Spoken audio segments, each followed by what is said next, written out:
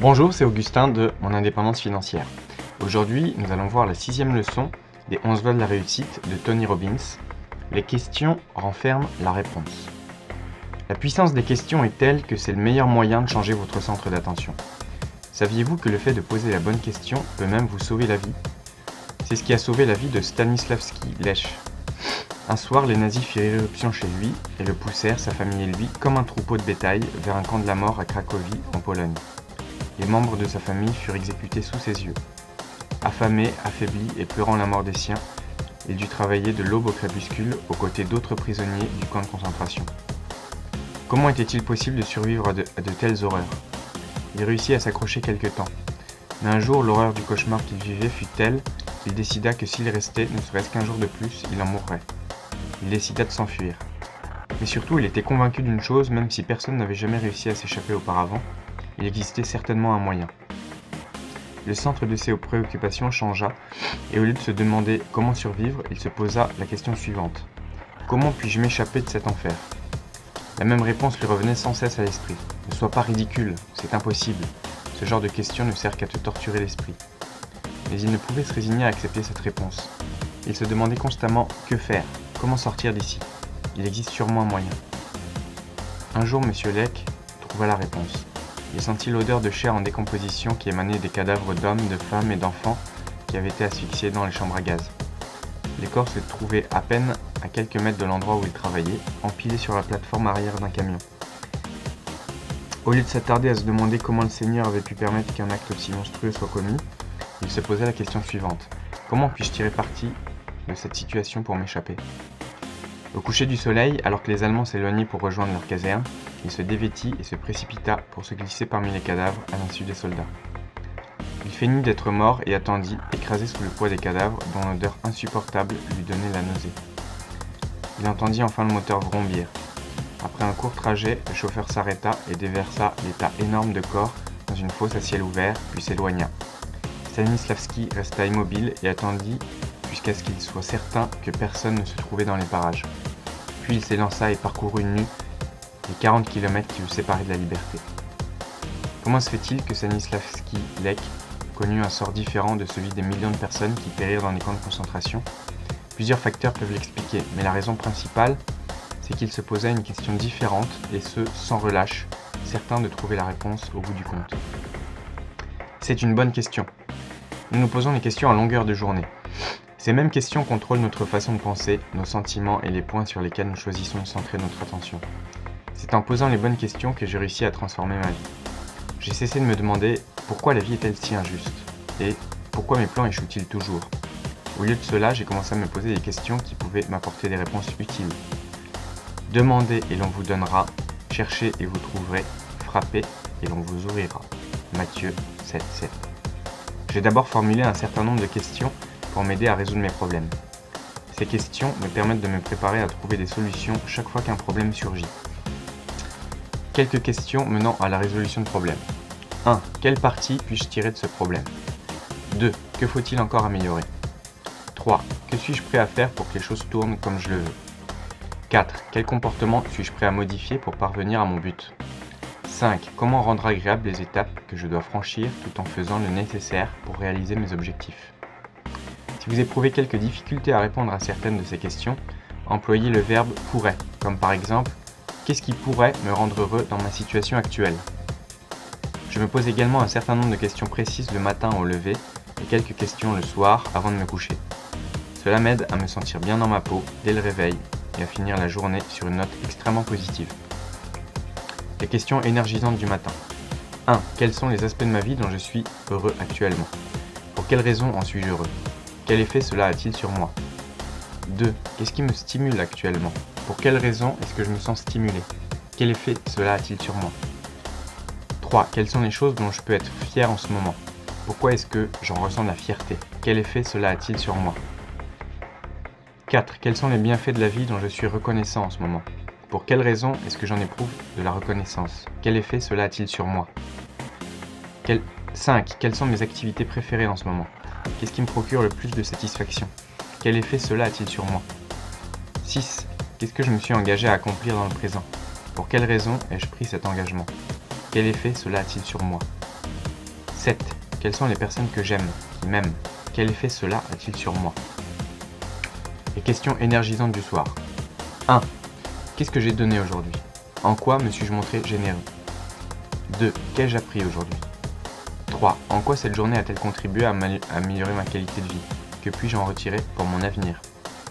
Ces questions ont été mes bouées de sauvetage. Elles vous permettront de changer votre centre d'attention et de transformer votre vie. L'art de poser la bonne question. Une fois que vous aurez appris à vous poser des questions qui décuplent votre puissance d'action, vous pourrez non seulement améliorer votre vie, mais également aider les autres. Un jour à New York, j'ai invité l'un de mes amis et associés à déjeuner. C'était un avocat réputé qui avait brillamment réussi dans le monde des affaires. Je l'admirais car il avait travaillé d'arrache-pied depuis qu'il était jeune. Il avait réussi à mettre sur pied un cabinet d'avocats très bien coté. Mais ce jour-là, il avait subi une cuisante défaite, du moins c'est ainsi qu'il percevait la situation. Son associé l'avait quitté et il se retrouvait seul à assumer des frais généraux très élevés. Il ne savait absolument pas comment se sortir de cette impasse. N'oubliez pas ceci, son interprétation de la situation découlait de son centre d'attention. Dans toute situation, vous pouvez vous concentrer sur les aspects positifs ou sur les aspects négatifs. L'absolu n'existe pas, la réalité est toujours le produit d'une interprétation subjective.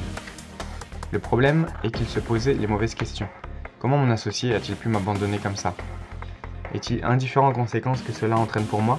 Ne se rend-il pas compte qu'il est en train de détruire ma vie? Il n'a pas l'air de réaliser que je ne peux pas m'en tirer sans lui.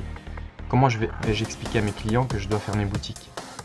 Toutes ces questions reposaient sur l'hypothèse que sa vie était bel et bien finie. Ces questions ont été mes bouées de sauvetage. J'aurais pu aider mon ami de plusieurs façons, mais je décidai de lui poser simplement quelques questions. Je commençai donc par lui poser les questions énergisantes du matin, puis les questions menant à la résolution du problème. Je lui demandai tout d'abord, qu'est-ce qui te rend heureux? Je sais que ça a l'air stupide et ridicule et que tu penses peut-être que je fais preuve d'un optimisme exagéré. Mais dis-moi, quelles sont les choses qui te rendent heureux? Il répondit tout d'abord, rien. Je lui dis alors, si tu voulais te sentir heureux, à quoi pourrais-tu penser? Il réfléchit quelques instants et répondit ensuite, ma conjointe me rend très heureux. Sa situation est excellente en ce moment et nous sommes très proches l'un de l'autre. Je lui demandai ensuite, quel effet cela a-t-il sur toi lorsque tu penses à la merveilleuse relation que vous avez? Il répliqua, c'est l'un des plus beaux cadeaux que la vie ait pu me faire. C'est une femme extraordinaire, n'est-ce pas? Lui dis-je. Il commença à se concentrer sur les sentiments qu'il éprouvait à l'égard de sa conjointe et il se sentit tout de suite plus serein. Vous pensez peut-être que j'essayais de le distraire, mais en fait je l'aidais vraiment à améliorer son état psychique. Et quand on se sent mieux sur le plan affectif, on trouve plus facilement des solutions. Je lui demandai ensuite de me parler des autres choses qui le rendaient heureux. Il commença à me parler d'un écrivain. Il avait aidé à négocier son premier contrat de publication. L'écrivain était aux anges et mon ami me dit qu'il devrait se sentir fier de l'avoir aidé, mais que ce n'était pas le cas. Si tu étais fier de toi, lui dis-je, qu'est-ce que tu ressentirais? Il se mit à réfléchir à ce qu'il éprouverait et son état psychologique commença à changer. Je lui demandai ensuite, y a-t-il d'autres choses dont tu te sens fier? Il répondit, je suis très fier de mes enfants. Ils se dévouent beaucoup pour les autres et ils sont indépendants. Je suis fier des adultes qu'ils sont devenus et du fait qu'ils soient mes enfants. Ils font partie de l'héritage que je laisserai derrière moi. Quel effet cela a-t-il sur toi de savoir que tu as été un si bon père et que grâce à toi, tes enfants sont devenus des adultes heureux et équilibrés, lui demandai-je. En pensant à tout cela, cet ami, qui venait de me dire qu'il était au bout du rouleau, revint à la vie. Je lui demandai ensuite s'il était reconnaissant de certaines choses dans la vie. Il répondit qu'il se sentait reconnaissant d'avoir réussi à traverser des moments difficiles lorsqu'il était jeune et qu'il débutait à peine dans sa carrière. Il me dit qu'il avait commencé au bas de l'échelle et qu'il avait réalisé le rêve américain, c'est-à-dire qu'il avait brillamment réussi en partant de rien. Je lui demandai ensuite « Qu'est-ce qui te stimule vraiment ?» Il répondit « En fait, ça me stimule beaucoup d'avoir l'occasion d'apporter des changements à ma vie actuelle. » Depuis le début de notre conversation, c'était la première fois qu'une pensée de ce genre lui était venue à l'esprit. C'était bien sûr attribuable au fait que son état d'esprit avait changé du tout au tout. Je lui demandais « Qui aimes-tu et quels sont les gens qui t'aiment ?»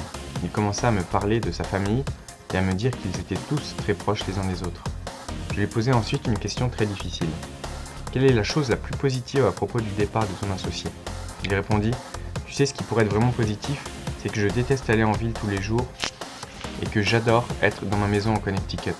Ce qui est aussi extrêmement positif dans cette histoire, c'est que ça me donne l'occasion d'analyser toute ma situation sous un nouvel angle. » Tout un éventail de nouvelles possibilités lui vint à l'esprit et il décida d'ouvrir un nouveau bureau au Connecticut à 5 minutes de chez lui, de faire participer son fils à ses affaires, d'installer un répondeur qui enregistrerait ses appels à Manhattan. Il se sentit tellement enthousiasmé à cette idée qu'il décida de se chercher immédiatement un nouveau bureau. En quelques minutes, le pouvoir que renfermaient les questions avait déjà produit son effet. Il est certain qu'il disposait déjà de ses ressources, mais les questions qu'il s'était posées lui avaient donné un sentiment d'impuissance. Il s'était perçu comme un vieil homme venant de perdre tout ce qu'il avait réussi à bâtir. En réalité, la vie venait de lui faire un merveilleux cadeau, mais ce n'est que lorsqu'il commença à se poser les questions justes que la vérité se fit jour dans son esprit. Une bonne compréhension des mécanismes physiologiques constitue également un puissant outil de changement qui peut nous permettre de transformer notre vie. Voyons un peu à ce que j'entends par là. Voilà, c'est la fin de cette lecture. Je vous ai mis le titre de l'ouvrage dans la description et le lien. Voilà, si vous avez aimé, n'hésitez pas à liker et à partager. Sur ce, je vous dis à bientôt pour une nouvelle vidéo.